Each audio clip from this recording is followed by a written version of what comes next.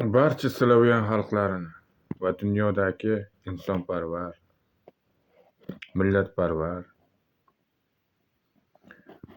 insonlarni va ezgu amal bilan yashayotgan insonlarni barchasi bugungi Rojdestvo bayrami bilan chin yurakdan tabriklayman. Xonadoningizda tinchlik, xotirjamlik, ishingizda oldinga olg'a siljish va doimo iymon qalbingizda bo'lishini va shu qalbingizdagi iymonga quloq solib olg'a qadam bosishingizni tilab qolaman. Rojdestvo bayrami barcha yer yuzidagi insonlarga muborakbod bo'lsin. Rahmat.